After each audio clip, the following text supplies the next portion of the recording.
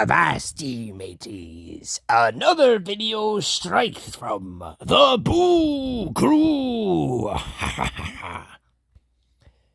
What's up, everybody? It's your boy, Yonko, coming at you with another video today. This one isn't so much as a scary Godmother One Piece discussion or theory. I have to make a response video to my fellow constituent, MK404, who ironically enough just made a response video to my discussion on how Captain Kuro could and would decimate the Scary Godmother cast. Now, I've already actually watched the whole video before making this recording, but, just so that you don't have to go over there and watch his video, let's just kind of skim through it and I can respond to it, not point by point because we'll be here all day and I don't really think it's worth the time. No disrespect to my boy, MK404. He's a very smart, intelligent One Piece theory crafter, I really liked his discussion video on who's going to be the Pirate King, so please, this is just a civil discussion amongst co-workers, really, So don't take this too seriously, but yeah, let's just get to one of his first points. He's talking about how I incorrectly scaled the cast, and I would have to disagree. I will give him the point, though, that the specificity wasn't there. I should have been a little more straightforward, had a little more clarity. When I'm talking about Captain Kuro versus Scary Godmother cast, I'm specifically referring to New World Kuro. Time skip Kuro, if you will. I really wasn't clear on that. I might have made it seem like, based on the artwork I used in the thumbnail, that I'm talking about the same one from Seer Village arc, and no. Like, that Kuro could not tussle with these guys.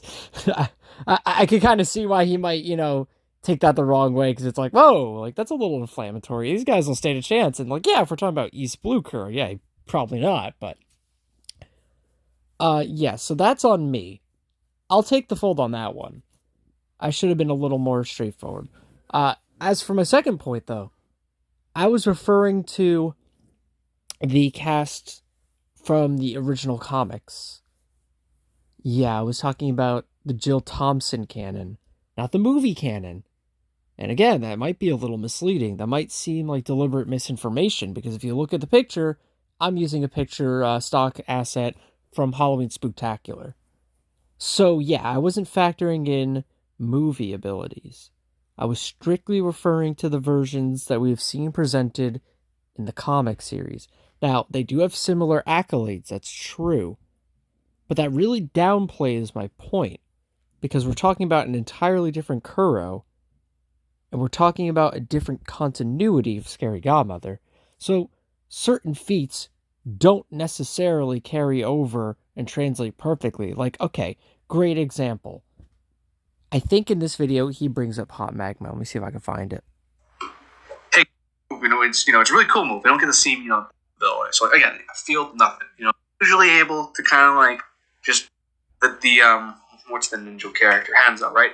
Can't defeat him. He's just way out of this kind of like fighter. Like yeah, if he's caught in an open field like in Syrup Village, then yeah, can't really do too much. But like, typically the fight goes to Jimmy. Jimmy kind of like hangs out in the back, so he'd be fighting on his terms. Like, I don't know if it's Brando Mansion, but like I don't know. Again, you gotta tell me the setting. You gotta tell me where, because Jimmy loves loves to use his environment. Okay, so as for where he was fighting, I guess he missed this point. I mean, I don't blame him. My video was a little long. But I was referring to the fact that Kuro could probably fight these guys anywhere and still win, because I made it very explicit at one point that Maxwell, and Ruby Tuesday, they're vampires. They can't fight if, say, he was inside of, like, a house, a man-made structure like that, because according to lore, they need to be invited in. We even see this in Revenge of Jimmy, and this is true for the books as well.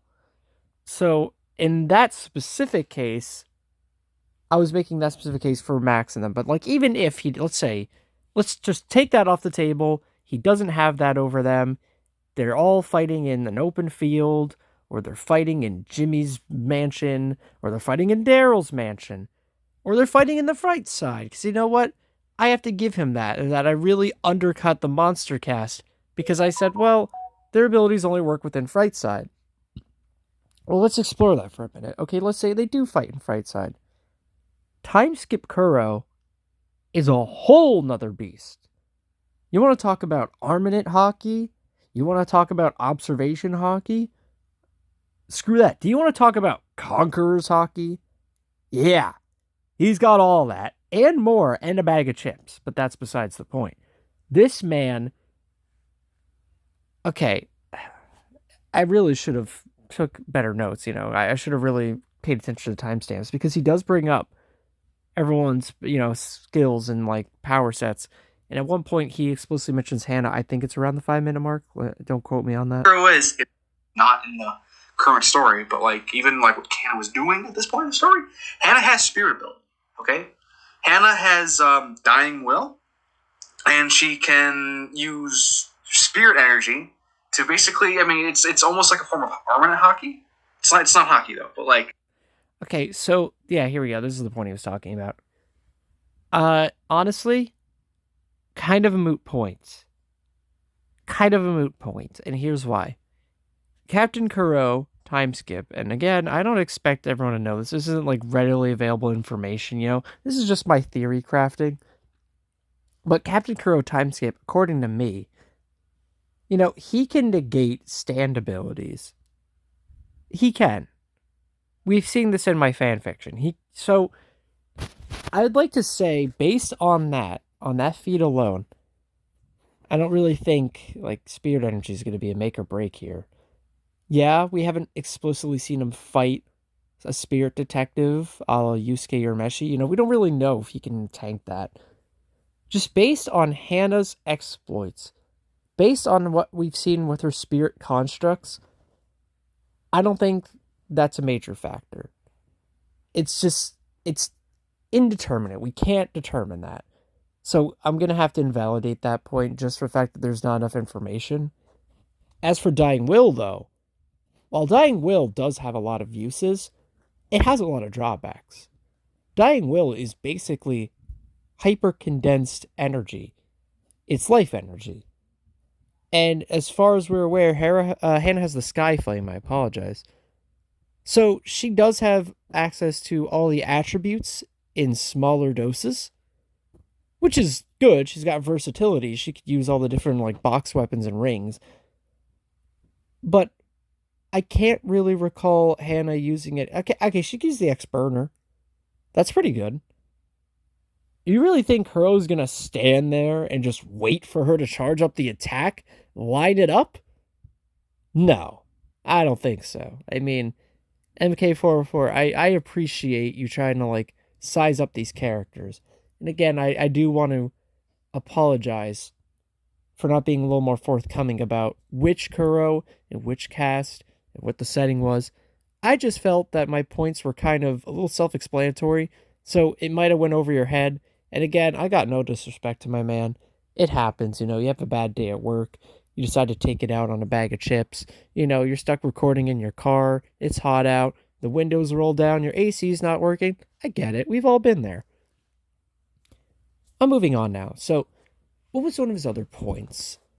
He made a lot of points. Again, I don't want to stay here all day, so I should probably wrap this up soon. What was another character he really mentioned? Oh, right, hold on. Towards the end, I remember this one. Can't take down Helmempo. I don't know. Like, just so wait for the opportunity, or how their abilities actually completely screw the guy. Like, just want to get my thoughts out there. 1v1 perspective. So, I mean, what other characters are there? I mean, Boozle? How's Kuro going to beat Boozle? Okay, I get that trending. Hashtag Boozle can beat Kuro. I should make. Okay, yeah, like this. I think he was just like trying to take the piss out of me here, Boozle? Really? Boozle. There's a reason I excluded him from the last video. It's that Boozle is too busted. I left him off deliberately because it was pretty obvious Kuro can't beat Boozle. So that's my response. Thank you for tuning in. I really don't want this to turn into a thing, okay? Let's not make this a whole drama scene.